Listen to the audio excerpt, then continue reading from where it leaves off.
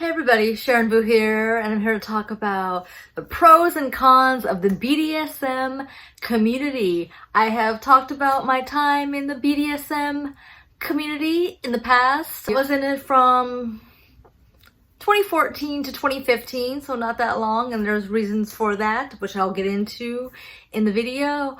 The pros and cons of the BDSM community. So I was in the BDSM community as a sub, a little, a bottom. All three of those are submissive roles. I did have a daddy dom, and a daddy dom is a dominant partner who you engage in age play with. He would pretend to be my daddy and I would be his little girl, and we would do a lot of role play in that sense. And I'm not going to get into it in details, but use your imagination. Okay, that's what we would be engaging in. What I did like about the BDSM community, take a shot every time I say BDSM, okay? So what I did like about the community was people were very open and non-judgmental, and they were accepting. So I did attend a few social events in the BDSM community.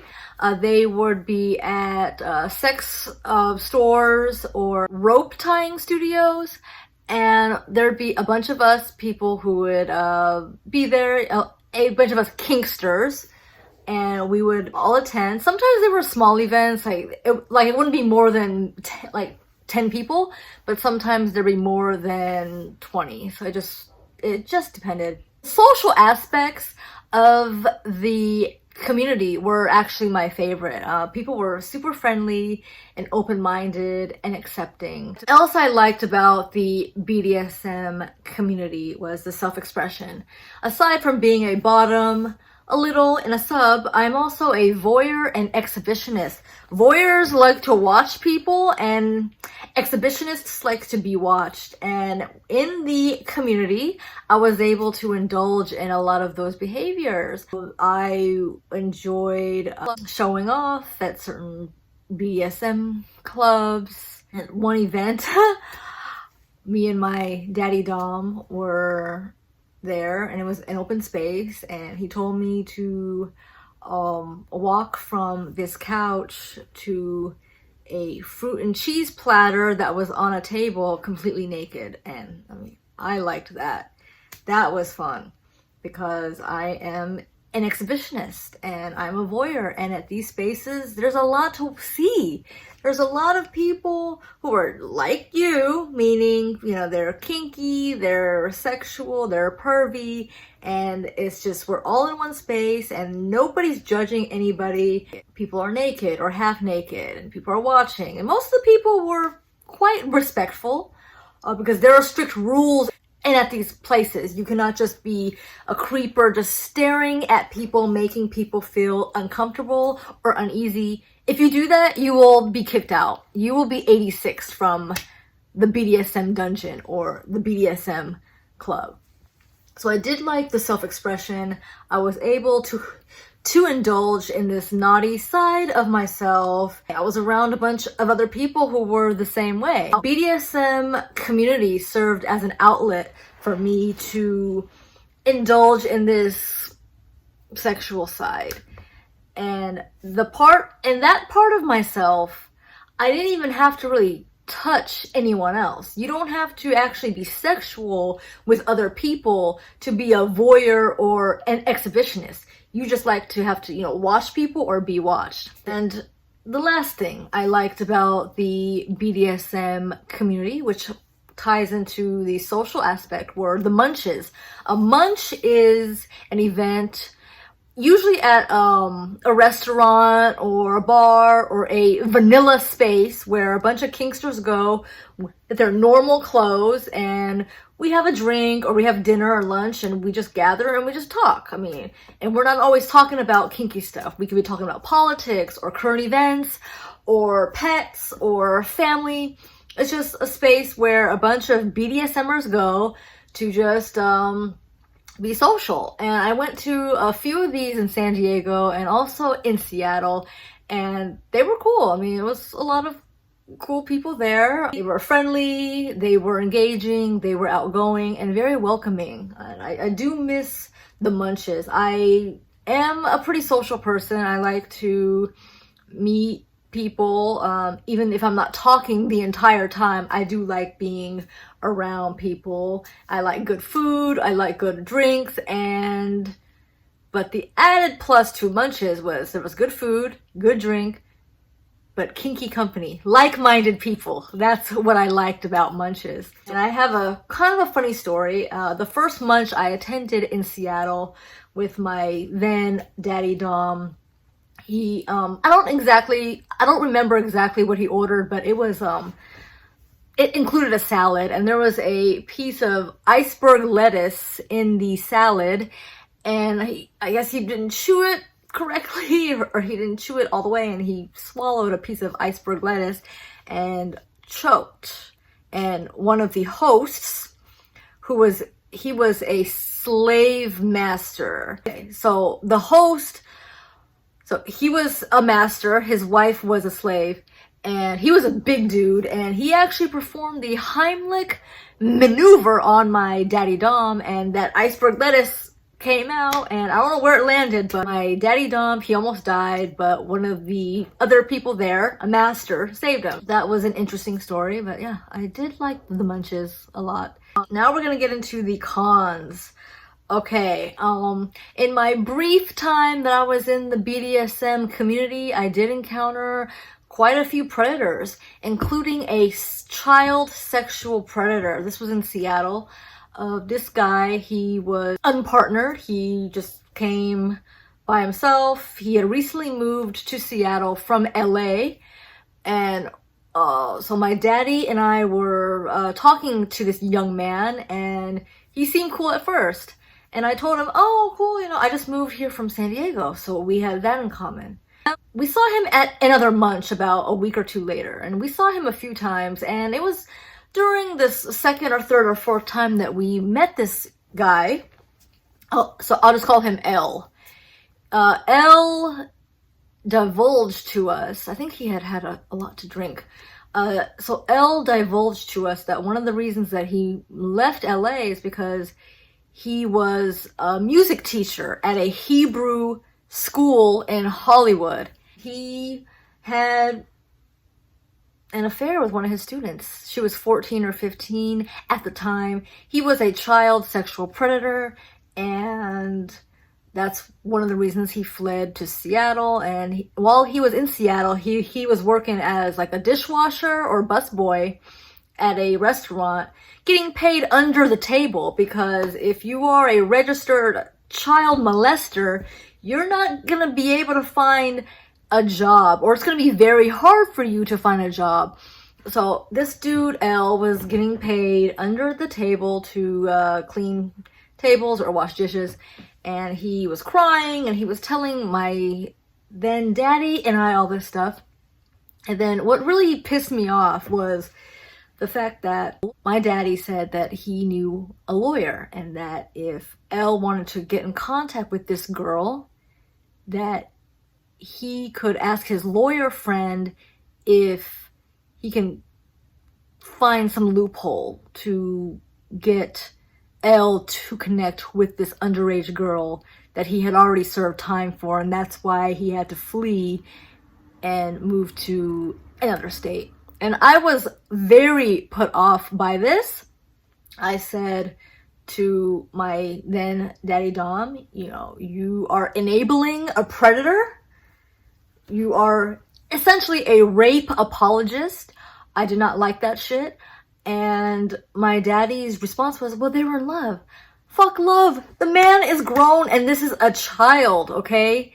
It's a child. It doesn't matter how you think you feel about them.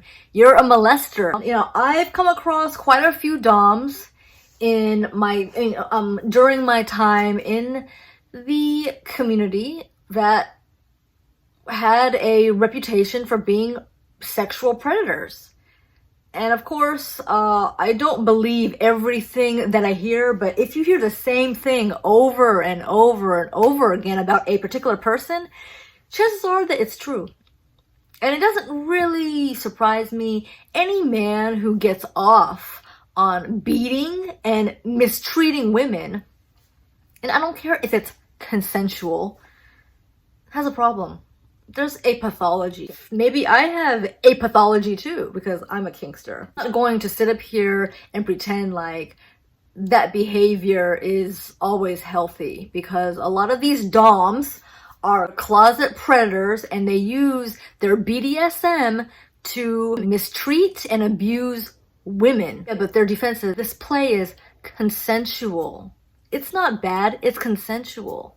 Well, just because something is consensual does not mean that you should be doing it. And it doesn't mean that it's healthy behavior just because it's consensual either. Another thing I did not like about the BDSM community is there's a lot of anti-black racism and over fetishizing of people of color. Some examples of this are race play. Race play is an absolute hard limit. It's an absolute no. It's when a person or people use racism or racial slurs as a part of their play. There's examples of a lot of these white couples, and a lot of these white couples claim that they're liberal, who will have a black man come into their bedroom and have this black man fuck his white wife. So it's a form of cucking. It's okay, that's not so bad, I guess, but what makes it worse is the race play aspect is when they will be calling this man racial slurs while he's fucking the white wife. And any person of color who's okay with that, you have issues. You have a lot to unpack. And I noticed that there was a lot of black men in the BDSM community that were okay with this. Just anything to get their dick wet. They're calling you a nigger, a spade, a coon, a spook, all these things. But at least you're getting some pussy, right? I know. I cannot agree with that. I hate it. That is another reason why I don't care for the BDSM community. A lot of problematic behavior that gets trussed up as a kink or fetish. And if you're an Asian woman in the community, you will be over-sexualized like hell. There's all of those fantasies about being docile and submissive and bowing down to a white cockmaster. And I mean, I don't want this video to get too graphic and nasty, but I mean, there's a lot more to it. I'm just giving you the watered down version. Anti-black racism. And I don't care if these black men are willing participants. It's still really fucking weird, okay? To be okay with being called the N-word, I'm not gonna say it again, and all these racial slurs, just to satisfy this white couple's kink, and then after it's all said and done, you're out. They kick you out, and then they bring in another black guy, and another black guy. That's their kink, is dehumanizing you. All you are is a big black C, a BBC. That usually does happen in the kink community under race play. Another thing, shitty doms. Doms who don't know what they're doing, and that can really hurt a sub, especially physically as well as emotionally and psychologically. If you are tying a person up, if you are exercising control and power over this person, and during a BDSM scene, you need to know what you're doing. And a lot of these doms, they claim that they're so experienced, but in my experience, a lot of them, they could cause some irreparable harm or damage to a sub, not only physically, but emotionally and psychologically, mentally. For a dom, you have a responsibility to care for your sub in the best way possible, and a part of caring for your sub is making them feel like they can trust you. And if the trust is broken, you've not only broken trust, you may have broken their psyche. Okay, because BDSM relationships are a lot more emotionally and physically and psychologically taxing than vanilla ones. So we cannot afford to have a bunch of shitty doms who think that they know what they're doing and they really don't, because I've experienced that, and it's traumatizing. Some kink shaming is okay. We have this mindset, especially in our culture, where everything goes.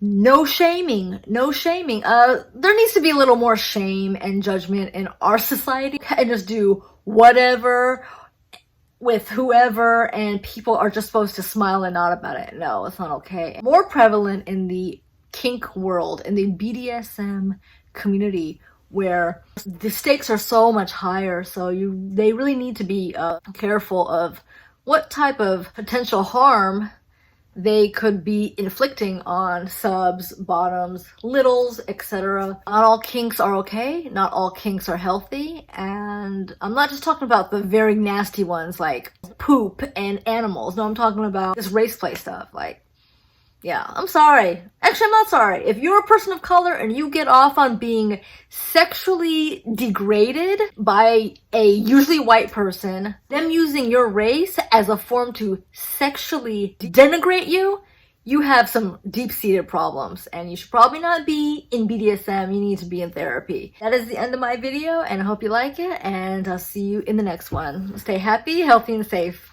Bye.